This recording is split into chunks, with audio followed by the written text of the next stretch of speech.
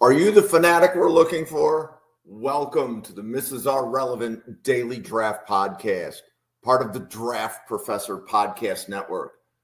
Thank you very much for tuning in to today's episode. We look forward to seeing you in a couple of seconds.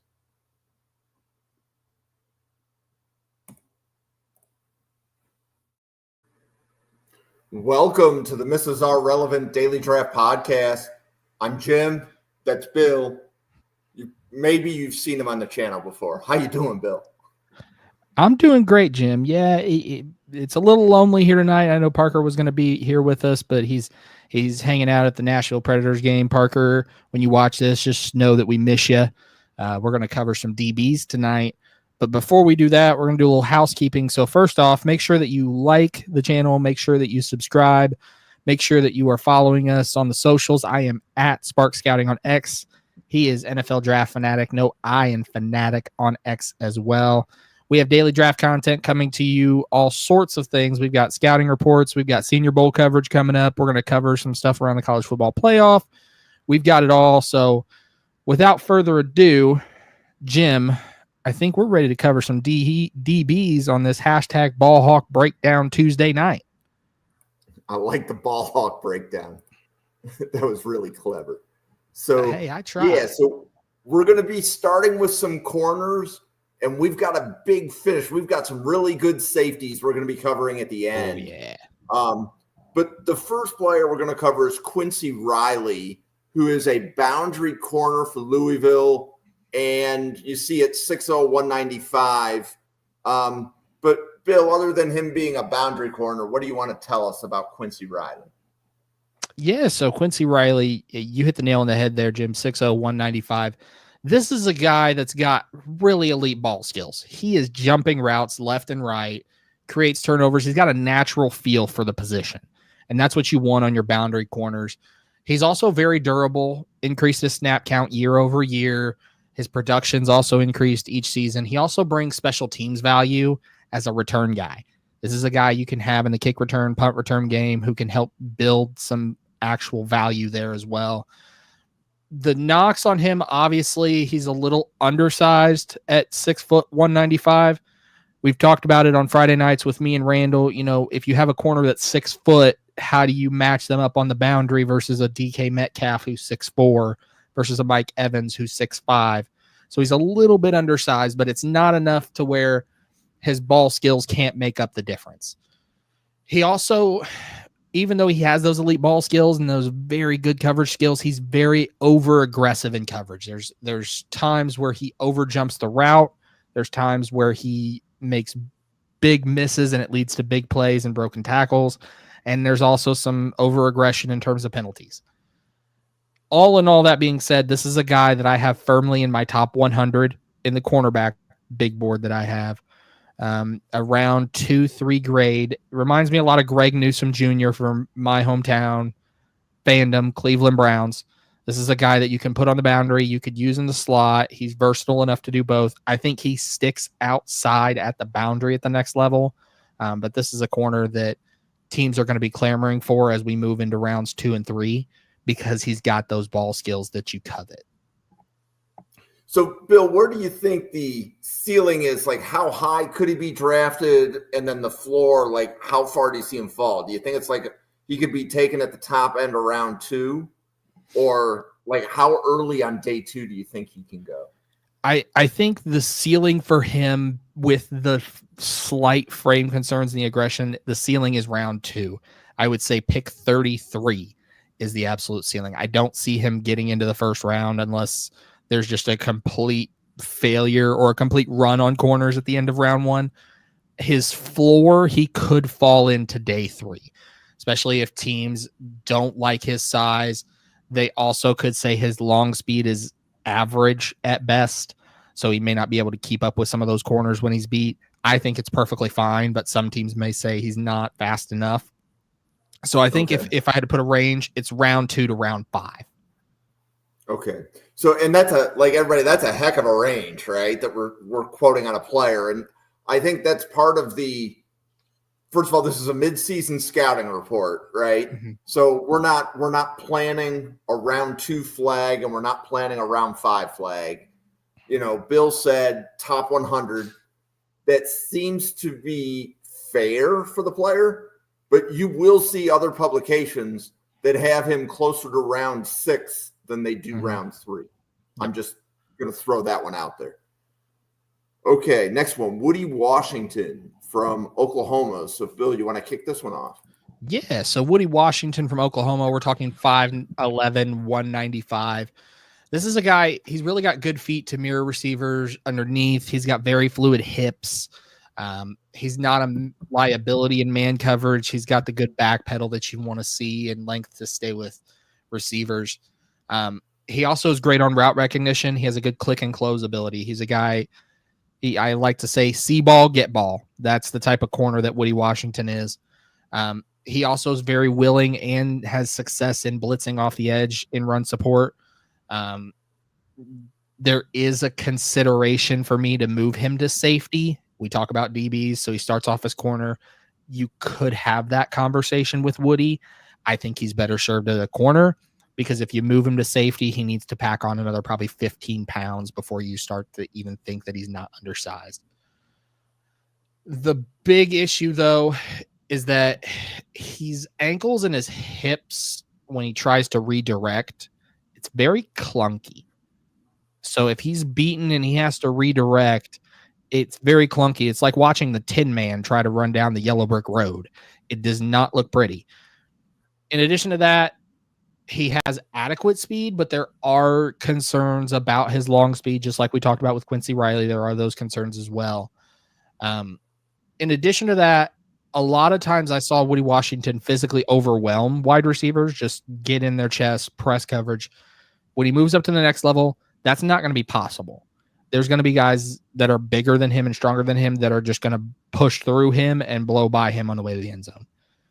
All in all, this is a guy, though, he's in my top 175. I have him right around that round 5 range, kind of like a Marcus Peters type. Very good cover corner, has the ability to do so, but once he's beaten, there's no recovery for him. It's an all or nothing gamble with Woodi Washington out of Oklahoma. So would you say, if you had to pick between boundary, slot, or safety, which of the 3 do you think is the sweet spot? I would go slot, safety, boundary. I think. And as I was listening to you, that was what I was thinking too. So, and just for everybody listening, right?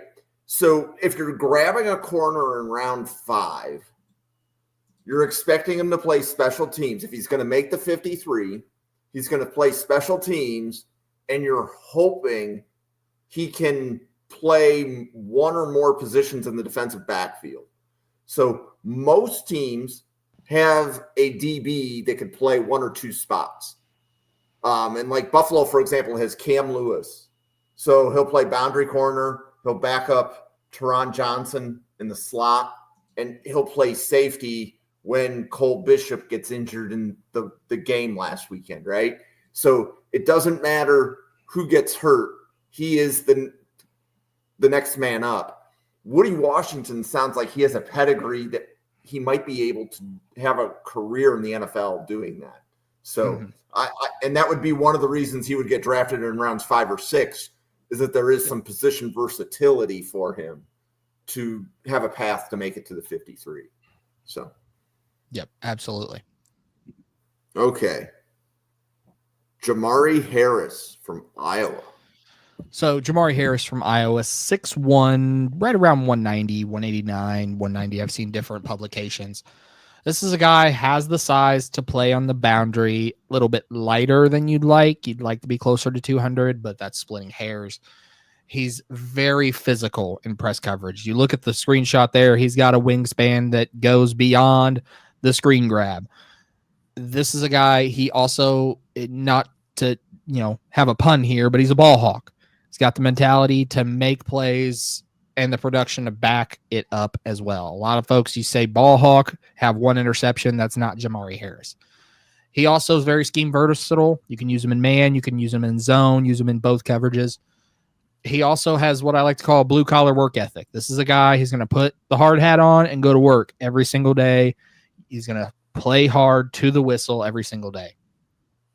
The big negatives on him, though, is there are some occasions where he's beat downfield and he gets grabby.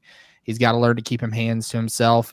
There's a lot of defensive pass interference calls that don't get called on Jermari that will at the next level.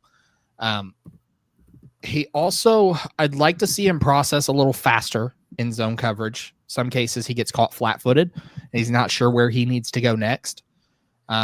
He also, again, we've hit on it on the first two. It's kind of a trending theme tonight. His long speed is not elite. It's not, it's not undraftable, but it's not elite to keep up with the fast, Bonds and Worthies of the world. But all in all, this is a guy right around my top 100, round 3 grade. Reminds me a lot of Melifonwu from Detroit, kind of that really good corner safety hybrid that you can use in a multitude of packages, nickel packages, things like that. I think I would probably trust Jermari to transfer to safety more than I would Woodi Washington. I would probably, if I had to rank it for him, safety boundary slot. Okay. So a couple questions on Harris, right? So Cooper DeJean went to Iowa, right?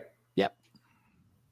Yeah. How would you compare and contrast his game to DeJean's game?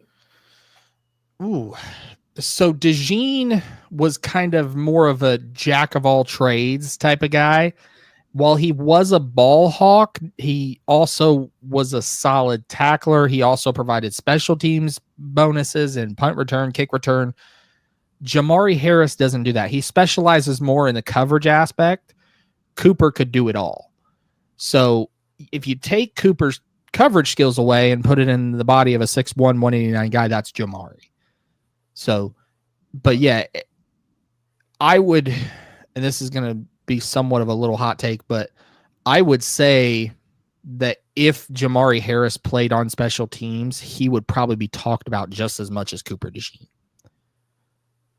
But the fact that he doesn't, and he's only a coverage guy, that's where he's kind of slid down the board a little bit. Not in any sort of bad way, just that he's in a round 3 aspect. Well, right. And I think DeJean had some medical concerns that dropped him into round 2 last year, right? Because I believe Philadelphia got him at the top of round 2 last year. Yep. There were those medical concerns. There were questions around his medicals, and some teams that I spoke with, my sources, had him completely off the board.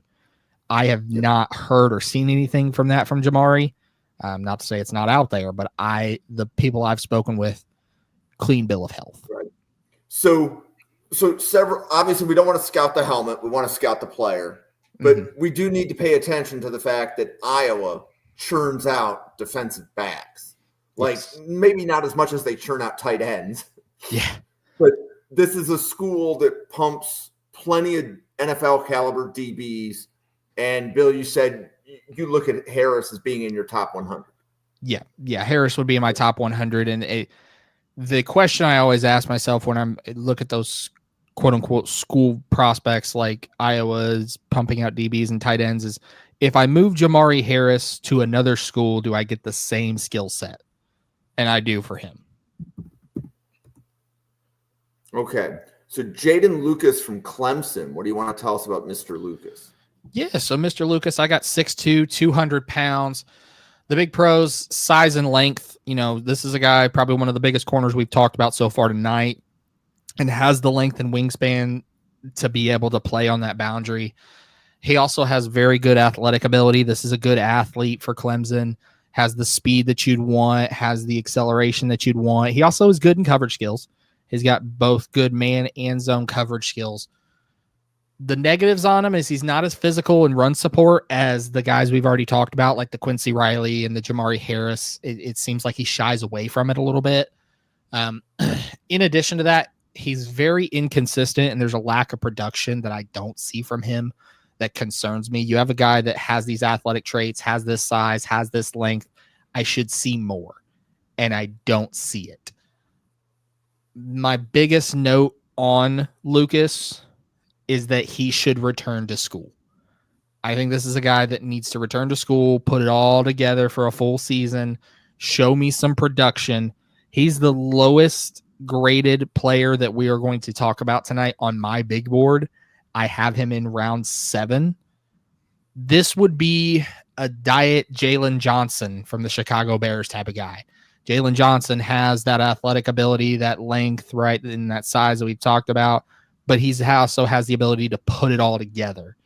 Jeadyn doesn't have that yet. I think if he goes back to school, gets another year under his belt, gets with his secondary coaches, says, okay, how do I best use my length in press coverage? How do I best use my speed in zone coverage? And put it all together. This is a guy we could be talking about day 2, day 3 next year. But I think if he comes out this year, he's probably going to be round 7. But with the wealth of talent in this class, he's probably going to get pushed out of the draft. Okay. JQ Hardaway from Kentucky. Yeah, so JQ Hardaway, 6'3", 191. This is a guy, long, tall. He's got all the physical traits that you could ask for. Again, like we just kind of talked about with him, exceptional size. He's got physical traits to become much more effective than what he is already, especially in like press coverage and man coverage. He's very smooth in his back pedal, which is pretty crazy considering most taller guys, 6'3", 6'4", it starts to get a little clunky with their back pedal, but I don't have that issue with him. His lateral transition side to side, it's fluid.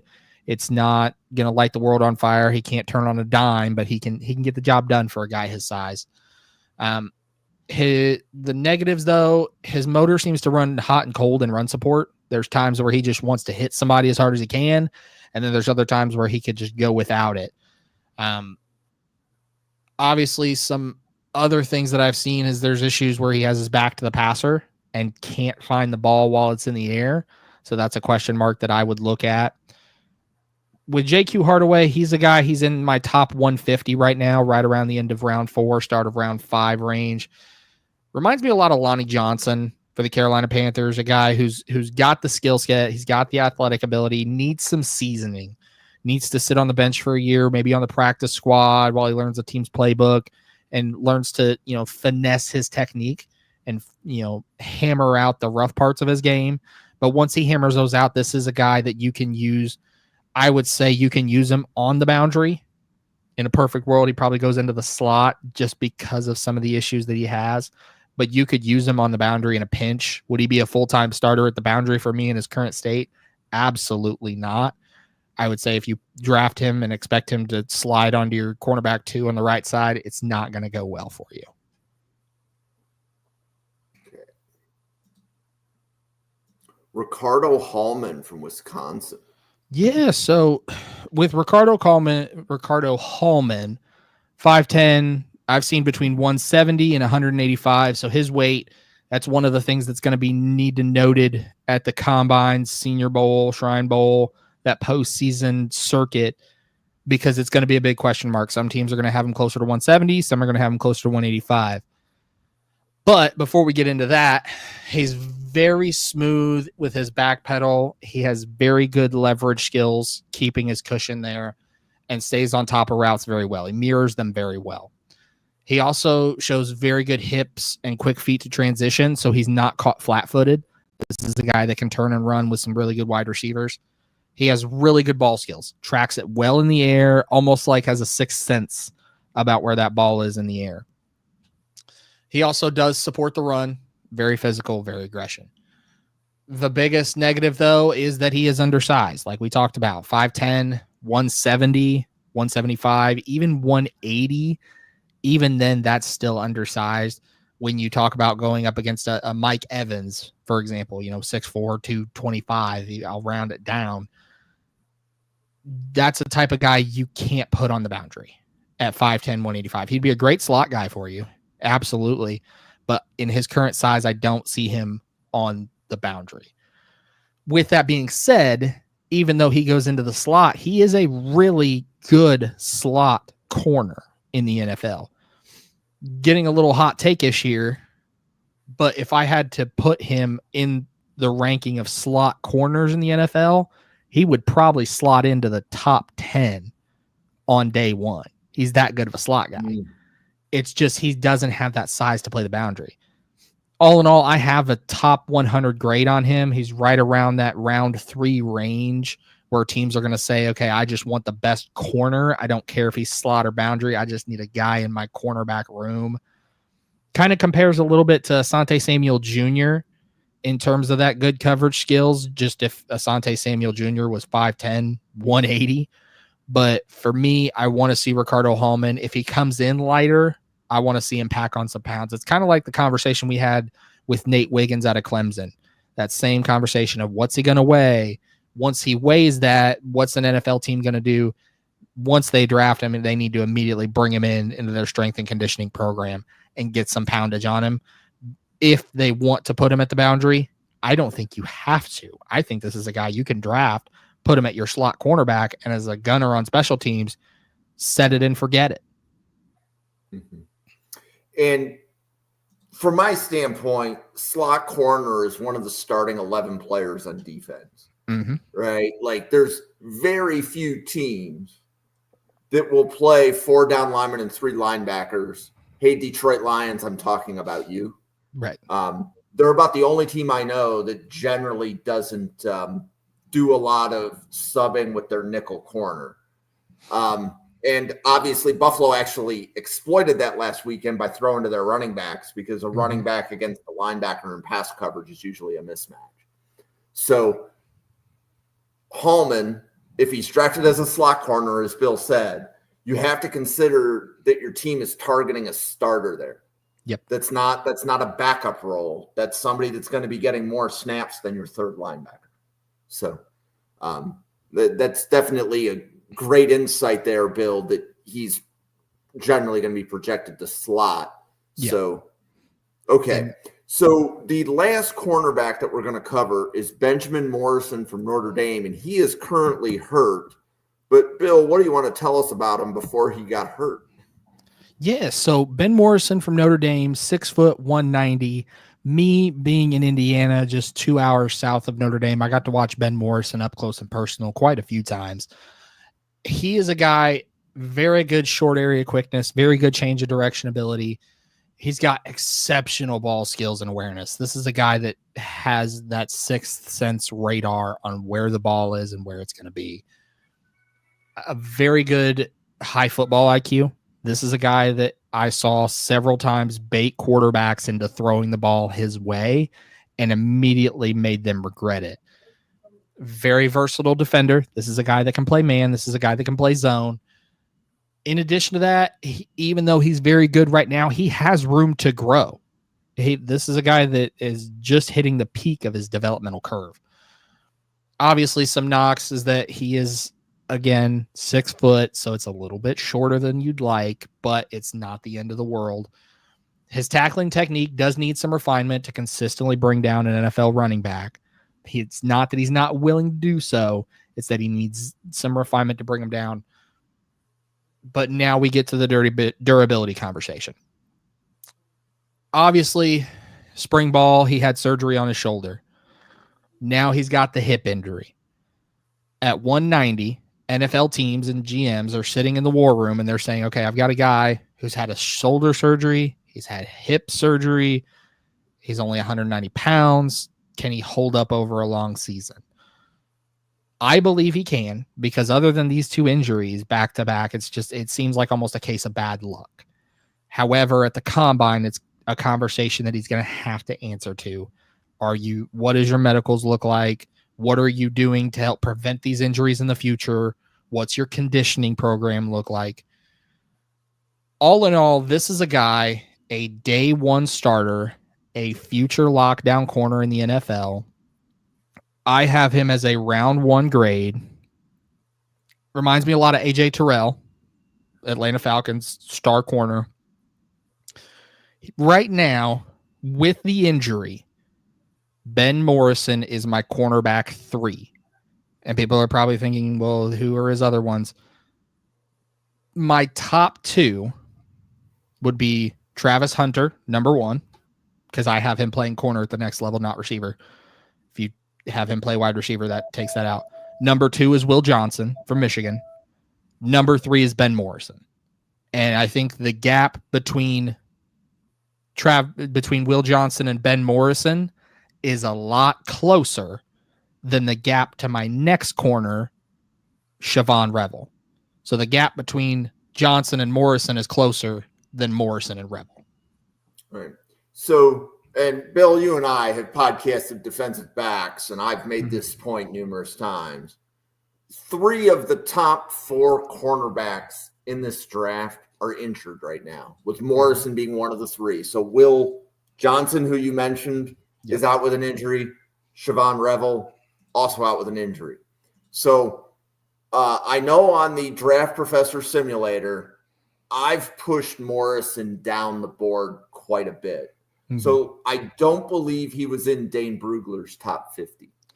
Yeah, I didn't see him there. Yeah. So the question you have to ask yourself, if your team's GM is on the hot seat, so let's say you're the Chicago Bears and you need a corner. Can Ryan Poles, assuming he returns as the Bears GM, can he afford to miss on a first-round corner? Right? Because the need's there for Chicago. Yep. And Morrison, Chicago's going to be picking somewhere between 8 and 12, I think. Yeah, I think they're right around 10th right now. Yeah. So, that would be a reasonable spot for Morrison to go with a first-round grade, right? He's graded to be good enough to go in the top 10, right, Bill? Right, yeah. I would, if the medicals check out, I would not be surprised if I see him go at the top 10. I would think his floor probably 12 or 13. Yeah. This is a guy that he's a round 1 grade in a class that's lacking them. Yep. And so the reason that I'm pointing that out is it better for somebody like Ryan Poles to take a corner he knows he's going to be able to use week 1, or if the medicals are a question, right? Because we don't know if Morrison's even going to be able to run at the combine. Right.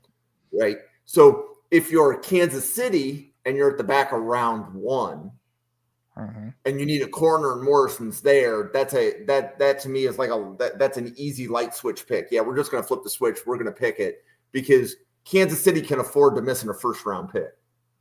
Right. That's not going to make or break the Chiefs, whereas that could make or break the career of Ryan Poles. So right, exactly. And general managers draft based upon job security. Right. And it's not talked about enough, but it's something that I'd like to point out. So, okay. So at this point, we have finished all the corners. We are about to shift to safeties. But before we do that, we're going to pause for a little bit of a commercial break. So my name's Jim. You can find me on X at NFL Draft Fanatic. No, I am Fanatic.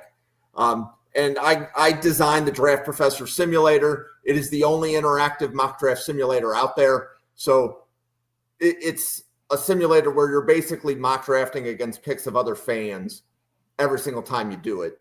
So it's going to be significantly more random than any of the other simulators out there. But before I could keep talking about myself for a while, but Bill, do you want to tell everybody who you are, how they can find your content? Yeah, so you can always find a majority of my content is housed on X at Spark Scouting. I'm also an analyst for at Draft Detectives on X as well, writer and analyst for CadesDraftRoom.com. I do a lot of content here with Jim on the Draft Professor and NFL Draft Fanatics. In addition to that, if you aren't already, make sure that you like the video, you share the video with your friends or your enemies or your grandma, your grandpa. Teach them how to use YouTube. Make our video the first one they watch. Make sure you subscribe to the channel. Make sure you hit that bell and you're notified when we go. We've got all sorts of content, scouting reports. We've got Senior Bowl coverage coming up very soon. We'll be doing that over on Friday nights, which I'm very excited for. Another thing that I want to cover before we jump into safety, Jim, you kind of hit on it a little bit, hit the nail on the head with it. But a lot of these top corners are injured, right? So if I'm a Justin Wally from Minnesota, or I'm a Jabbar Muhammad from Oregon, those are guys in my next tier on my big board. This is my time to push past those guys. Not saying that just drops Morrison down the board, but NFL GMs, like you talked about, they draft for security. And if I can draft a guy who I've seen and I know what he is, and I've watched the tape, I've watched the combine, I watched the Senior Bowl, but a Ben Morrison I haven't seen since the fall, am I confident he's still going to be that same guy? So that's where we'll leave the corners. But now let's dive into some safeties and have a little fun with some safeties tonight. So first one on the docket. So we got Jonas Sanker from Virginia. And this is somebody that has experience playing box safety, playing deep safety. He has taken a decent number of snaps in the slot too. But Bill, what do you want to add to the scouting report there for Jonas Sanker from Virginia? Yeah. So Jonas Sanker, 6'1", 210. This is a guy, he has very good contact through collision points, explodes through a ball carrier. He's like a runaway freight train when he hits a ball carrier. He also reads quarterback intentions very effectively, especially underneath. He reads eyes very effectively. He's very intelligent in that aspect. He also demonstrates really good leadership abilities in the secondary. He's a guy that most green dot is going to be worn by your linebackers, but if you needed the safety to wear a green dot, this is a guy who could do it for you and call the plays effectively and you not notice any drop off. He also brings a really controlled aggression, and I like to call it a Tasmanian devil in a phone booth on kick coverage, punt coverage. This is a guy can break it down efficiently in space. The big things, though, is I see him peeking in the backfield way too often against play action, and a lot of times he gets burnt over the top because of it. Because of that, there's also some mechanical inefficiencies when he transitions from a forward to a lateral movement. He gets caught flat-footed, and it's almost like your grandpa's rocking chair. Sometimes it rocks back and forth, and sometimes grandpa falls right out of the chair.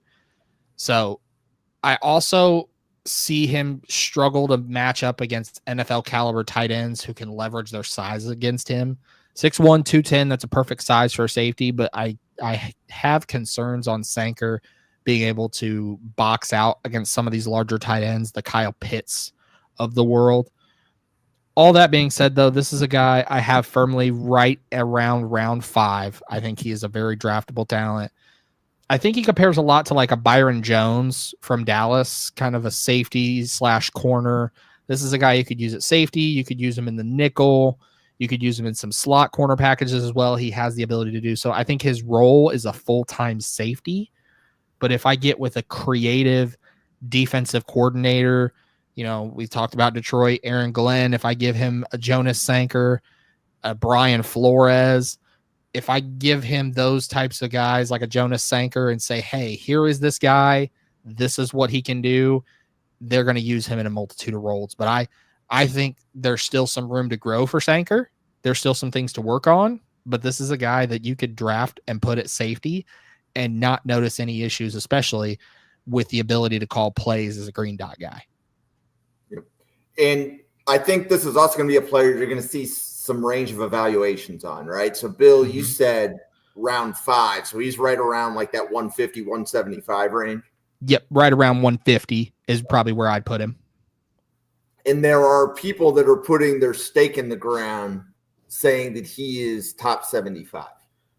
So this is definitely a player that, as one reason we do midseason scouting reports, when we see variations on a player, this is a player that we will have multiple people take a look at and talk about and try to understand why are some people putting him day 2 and why are some people saying he's in the middle or the back of day 3. Right. So, okay. Dante Trader from Maryland. So what do you want to tell us about Dante Trader? Yeah, so Dante Trader, 5'11", 203. This is a guy who has a multi-sport background, so he's going to be a very good athletic guy for you. He's got a very fluid back pedal, can turn and run, don't have to worry about any of that in coverage.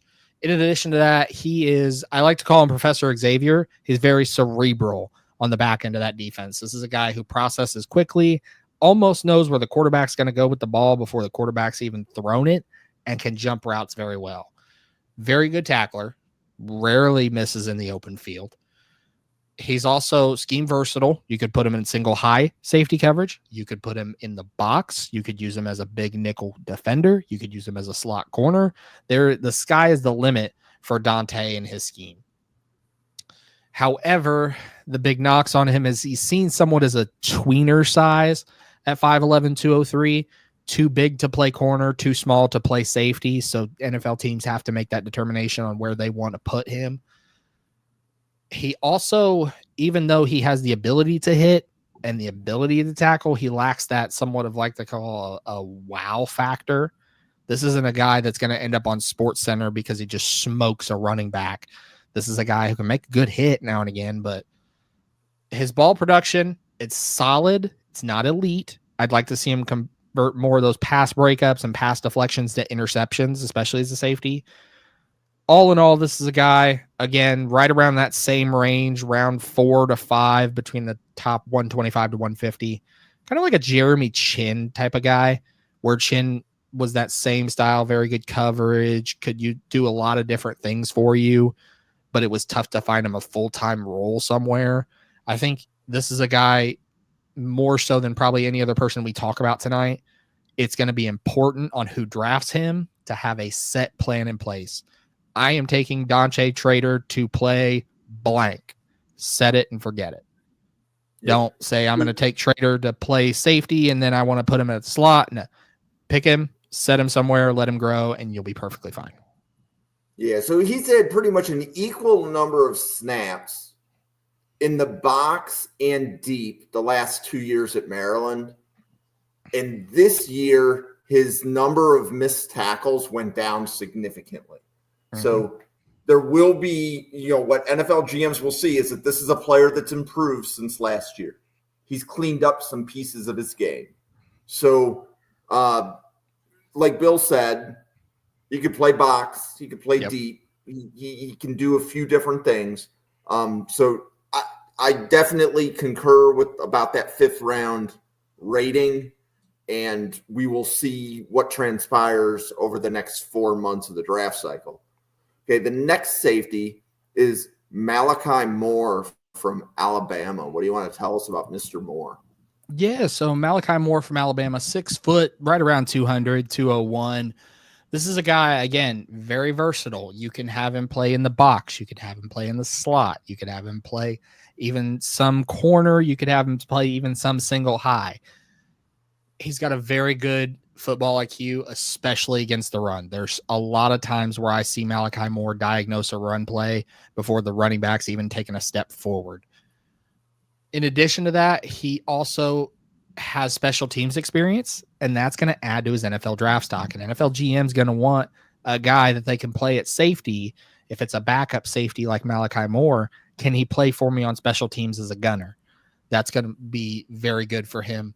He's also really reliable as an open field tackler. Again, on special teams, you need that open field tackling ability so people don't run by you and take it to the house. The knocks on him, though, is he does not have elite speed. This is a guy, he's ran a 4.5. I've heard that possibly could run a 4.6 in his 40-yard dash time, which could be a little bit of an issue. He also, with that slower speed, is going to struggle in going sideline to sideline. This isn't a guy that's going to have that speed to close quickly. In addition, there is an injury history and there are some durability questions. This is a guy, when you talk about it at the combine, his medicals are going to be heavily scrutinized. So he's got to be able to answer for them. And what are you doing to prevent injuries in the future? All in all, another one of those kind of round 4, round 5 guys, which we probably think, well, is every DB in this episode going to be round 5?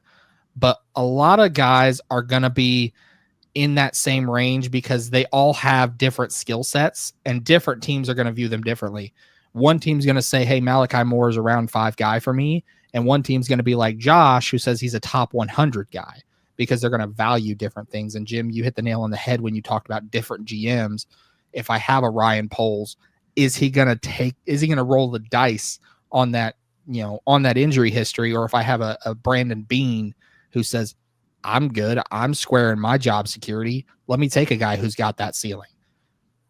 all in all, if I had to compare him, it's probably a Logan Ryan type of safety, a guy who's going to do a lot of really good things for you. I really love the fact that he's got special teams coverage ability. That's going to get him in a locker room on the field early, but he's got to do some things to help stay there. Okay. And then I'll add just a couple things with Moore. So Moore this season has taken more snaps deep from a deep safety spot than he did his first 2 years at Alabama. And that's by a large margin. So by far, most of his snaps were deep. I would say it's 60% deep and 40% box with a little bit inside the slot. So, okay. So the next player is the other safety from Alabama, Keon Sabb. So what do you want to tell us about Keon Sabb? Yeah, so Keon Sabb, 6'1", 206. This is a guy, again, hitting the nail on the head here. This is a guy, exceptional football IQ. You know, consistently puts himself in good position to make plays on the ball. Very good tackler, very good form, very physical. He also, again, solid build, 6'1", 206. This is what you want your safeties to be. Yes, I'd like him to be probably closer to 210, but it's not like a Quincy Riley at the cornerback conversation, you know, where he's a little undersized. Where is he going to play? He also has really good range and closing speed and coverage, allows him to effectively patrol that deep third of the field. The biggest knocks on him, I've heard his 40-yard dash. Again, just like we talked about previously, this is a guy possibly could run a 4.55, 4.6. So he's going to be in that deep third of the field. The conversation is, once he's beaten, how's he going to recover? Doesn't necessarily have that speed. Doesn't necessarily have that sideline to sideline speed. He also is a little bit over aggressive in pursuit, especially in run support. He takes bad angles way too often just because he wants to hit someone hard. In addition to that, this is a guy, he's really good in man. His zone coverage, it's all right, but it can be improved. All that being said, I think Keon Sabb is firmly in my top 100. Excuse me, right around round 3. If I had to compare him, probably be like a Kenny Vaccaro when Kenny Vaccaro was at Texas. A very good man safety, good deep third of the field. Wasn't going to be the most athletic guy in the gym, not the fastest guy on planet Earth, but he can be back there. I would probably put him more in a big nickel slot situation, especially with those speed concerns. You could even have a conversation if you wanted to add on some weight, maybe use him as a rotational sub linebacker in certain packages, just because of how good of a tackler he is and in man coverage especially.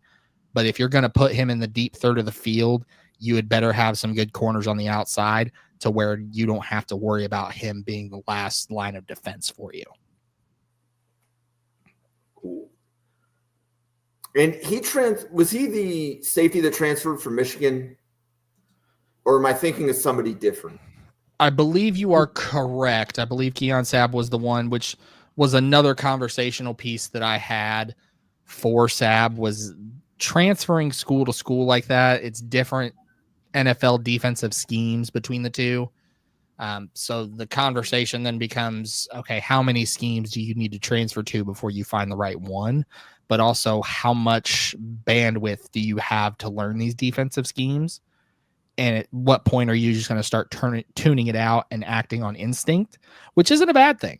But when you have a guy like this who doesn't have enough speed to recover off of those instincts, now it's a conversational piece.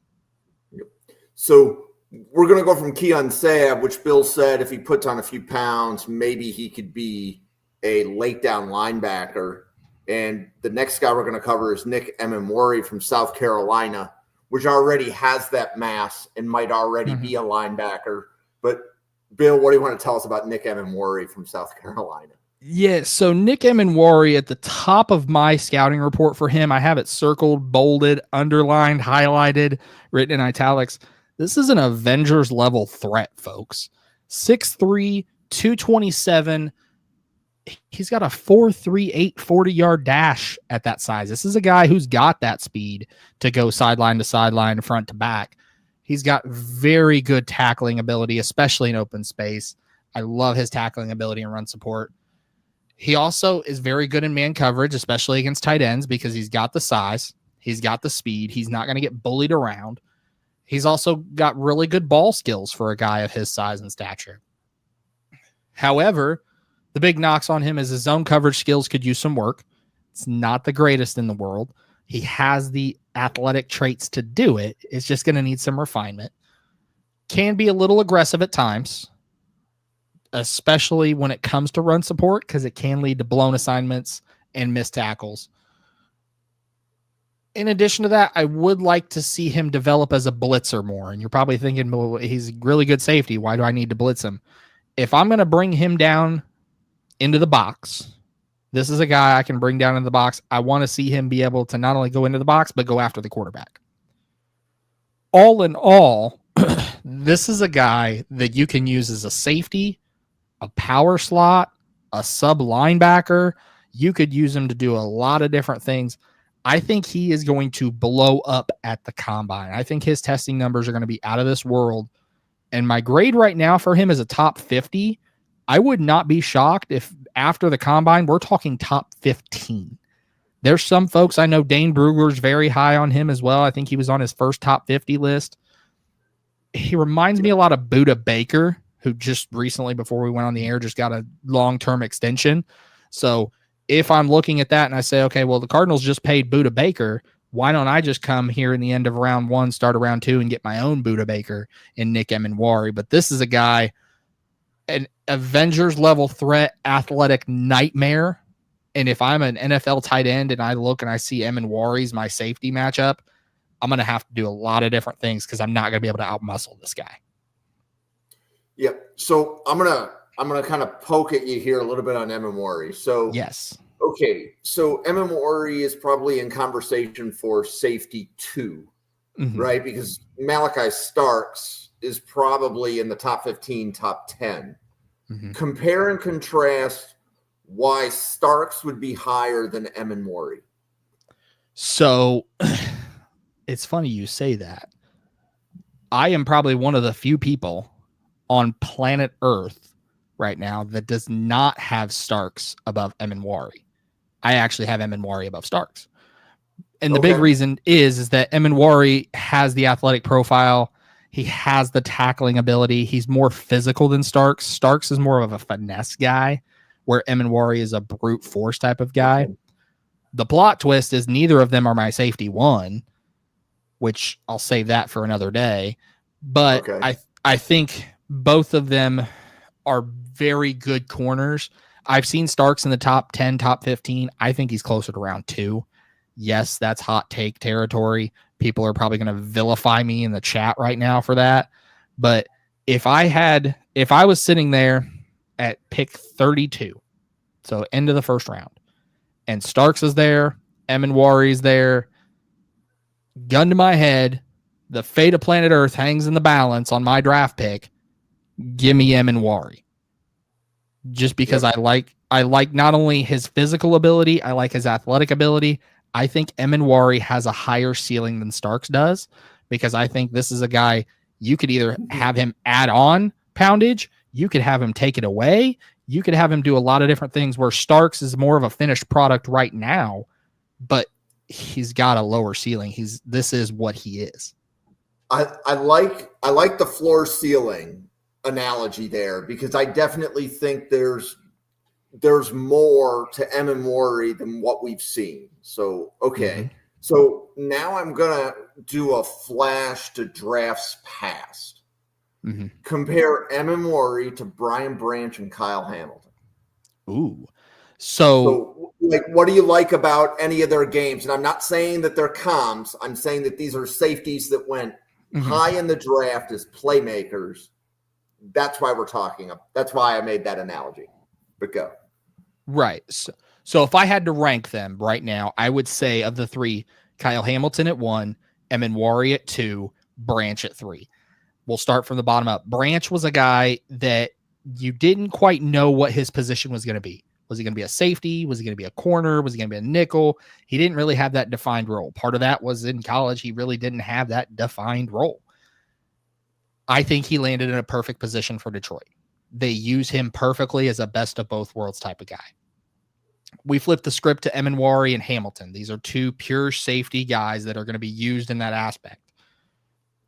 Hamilton is kind of similar to the Starks, where he's a finished product, but also has the ceiling to grow. Emmanwori is rough around the edges, but he has probably a higher ceiling than Kyle Hamilton. Looking at it from a draft perspective, Kyle Hamilton landed in Baltimore. If I'm Baltimore and Hamilton and Emmanwori are on the clock, I'm confident the Ravens would go with Emmanwori because of that higher ceiling, because they're a team that can take that risk. Whereas if I'm, say, I'm the Chicago Bears, we kind of hit on it a little bit earlier, but if I'm the Chicago Bears and I'm Ryan Poles, I'm on the hot seat and I need a guy, Hamilton's going to be my guy because he's more finished right now. I don't have to worry about week 6, week 7, him hitting his stride. He's ready to go week 1, out of the box turnkey player. That's what Hamilton was an out of the box turnkey. You just drop him right in the middle of your scheme and you don't have to worry about it. Emmanwori is going to need some seasoning, especially like we talked about, especially in run support, especially in zone coverage. There's some things that he's still got to work on, but the sky is the limit for him. But yeah, if I had to rank him, I would say Hamilton, Emmanwori, and Branch. Cool. I appreciate that I can put you on the spot like that. So thank you. No, I love it. It's always fun. Okay, and the last safety that we're covering, and Kevin Winston is the star for the day. He's the last player we're going to cover, and there's a good reason why. He is hurt right now, but if he wasn't hurt, there were a few people that had Winston over Starks early in preseason scouting. So, Bill, what do you want to tell us about Kevin Winston from Penn State? Yeah, so 6'2", 205 for Kevin Winston. This is a guy who is not going to miss a tackle. I'm not a big stats guy and a big analytics guy. I use it, but I don't abuse it. This is a guy in 2023. His missed tackle rate was 2%, which is mind-blowing to think about. This is also a guy very versatile. You could have him play single high safety. You could have him play nickel. You could have him play off-ball linebacker. You could have him play the water boy. You could have him play the equipment manager. You could put him anywhere in your franchise. He could work in concessions for you and be great at it. He has that kind of versatility. This is a guy also very long. You can see it in the screenshot over here. And he uses that length very well to deal with wrapping up ball carriers, playing through receivers' hands. He also is very aggressive, but not over aggressive. This is a guy who knows how to channel that aggression. Again, kind of like a bear in a phone booth. Knows when to attack, knows when to pull back. He also has very good ball skills and very good tracking ability to create a lot of turnovers for you. In addition to that, I would like to see him refine his technique in downfield coverage. There's a lot of times where he's too handsy for his own good. A lot of them are going to be called as defensive pass interference and illegal contact at the next level. He also does need to improve his pad level, especially against larger runners. Sometimes he comes in with his pads too high and gives up immediate leverage when he doesn't have to. And he is injured, so his medicals are going to be a conversational piece. They're not going to be a red flag. They're not going to be a push pin, but there is going to be a conversation. Hey, you got injured. What are you going to do to correct it? Not so much as some of the other guys that we've talked about on this episode. All in all, that being said, I have Kevin Winston as my safety 4 right behind my top 3 guys. Starks, Emmanwori, my safety 1. I have him right around that same range, top 50 guy. Kind of like a Malcolm Jenkins when he came from Ohio State, ended up in Philadelphia. But I would like Kevin Winston more because I know he's going to be a safety. Malcolm Jenkins, there was a conversation as if he will, he won't he, is he going to play corners? Is he going to play safety? Is he going to play a nickel? Kevin Winston is a guy that if I'm drafting him, I'm setting him at safety and I'm just letting him go. I also think more so than any other player we've talked about tonight, if Kevin Winston lands in the right situation and the right defensive coordinator gets his hands on him, This is a guy that can be the defensive rookie of the year next season. Some places I'd like to see that happen. Obviously, being a Cleveland Browns fan, I'd love to see him in Cleveland next to Grant Delpit, but that's a homer take. I'd love to see him in Minnesota. They don't have as much a need as safety, but I'd like to see him in Cincinnati, just in that defense as well. Another team doesn't really have as much of a need for a safety, but I would like to see it just because I'd want to see him in that defense. And Jim, you'll appreciate it. Buffalo. All right, Buffalo needs safeties. Don't let our play fool you. We have Hamlin's a starter and he's a free agent at the end of the year. Yep. So, and then I think Rapp, even though he's starting, he's not paid like a starting safety. If you look at Rapp's contract, I think it's like $3 million a year. He's paid like a fifth or sixth, he's paid as a dime back, and we're starting him at safety. So Buffalo, I think, has room. The key for Buffalo drafting a safety is he has to complement Cole Bishop, who they spent a round 2 pick on last year. Yep. So would Buffalo use top 64 picks on safeties in back-to-back years? With McDermott's defense, it's very safety dependent. Yes. So I'm all over Buffalo drafting a safety high. We have 3 of the top 64 picks this year. And if everybody didn't know, I'm diehard Bills fan. I'm not wearing it today, but I'm usually wearing a Bills thing on most of the podcasts. So I would love Winston. I think I like Emmanwori more. And part of that is I think Buffalo needs to get a safety that can play single high. Yes. That way we can give some different man looks. Buffalo likes to play. McDermott's defense plays a lot of cover 3. So having somebody that can play the deep middle would help give the defense some of its multiple looks. But Winston, Emmanwori, I would love either of them.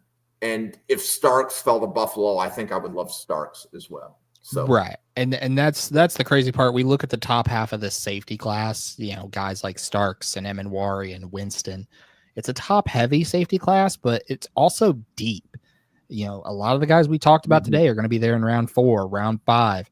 And that's just their pure grade. When you have other positions that are deeper, like corner, that are pushing some of these guys down the board, it's not possible to think that a team can take Kevin Winston in the early parts of round 3 and get a guy who you could have in round 1. If someone took Kevin Winston in round 1, I would not shake my head at it at all. Same thing for Nick Emmanwori. If they took him at the end of round 1, if Buffalo wanted to go with Emmanwori at pick 30, 31, I would 32. Not 32. I'll let you say it since you're the Buffalo homer. But if they went with Emmanwori at the end of round 1, I would say it's a good pick. Yep. So I think in this episode, we covered 5 safeties. I think last week we covered 4. And we still have 3 episodes left where we're covering close to 5 safeties per episode. So I definitely concur. It's a deep safety class. So it's very rich on box safeties. Yes. So if you need a safety that's going to do more than play box, you're going to need to draft them early. Yes. Yeah. And on my big board right now, I have 41 draftable safeties, which is significantly more than get drafted every year. But once you get past that first top 100 threshold, it starts to get very boxy and you start to lose some of that athleticism. There's some guys that can play athletically, a Jonas Sanker a little bit, even like a Jalen Catalan from UNLV can do it. So there's some guys out there, but if you need an athletic guy in the back third of your defense, you got to go get him. Yep. And one of the things that I've learned, and let's say Buffalo Bills social media is communicating a lot this year, is that while everybody wants the safety that, that's the Kyle Hamilton, the Brian Branches of the world, right? we tend to know who those players are because they make a lot of highlights. What you want at safety is reliability. Mm-hmm. I was really worried about Buffalo's safety position coming into the year. We were coming in with Rapp and Hallman, and then we had Bishop, and then we just released, I think it was Mike Edwards, maybe about 5 weeks ago. But that was our safeties coming in. But one of the things that we've learned is that Hallman and Rapp are reliable. They are not going to wow you. Rapp has made several stops, he's made tackles that prevented a first down, right? But that barely shows up in the stat sheet, right? It's not an interception. It's not a fumble recovery. It's not like a big splash play.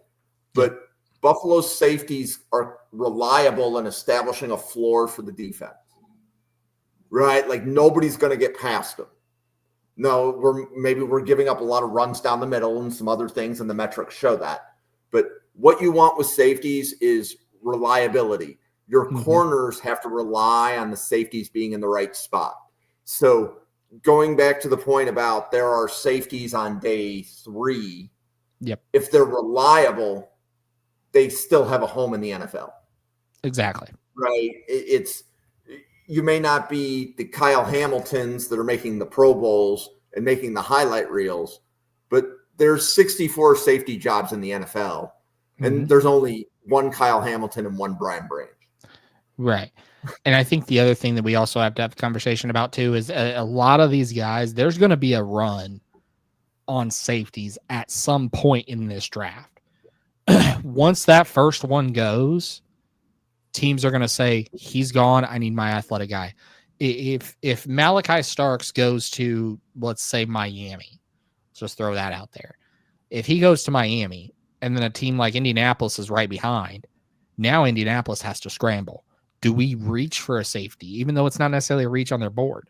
Or if I get to the end of round 1 and Winston and Emmanwori and some other guys are there, and Wonkpa, things like that, who's that first team that says, I'm going to go get my guy and start the run?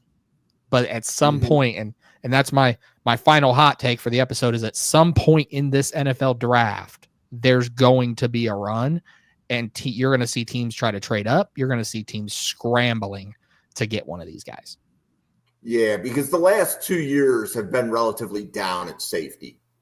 So if a team has been waiting to replenish their defensive backfield, they're probably salivating at this class. But to your point, there's going to be certain guys that they want to get, because you're not going to ask Dante Trader to do the same things you're going to ask Kevin Winston to do. So, right. Yeah. Okay. Well, I appreciate, and we appreciate everybody that is watching. There are a lot of you watching. So thank you, thank you, thank you. Please subscribe to the channel on YouTube. Please like the podcast on YouTube. Follow at Spark Scouting on X. Follow at NFL Draft Fanatic on X. We have daily draft content on this channel.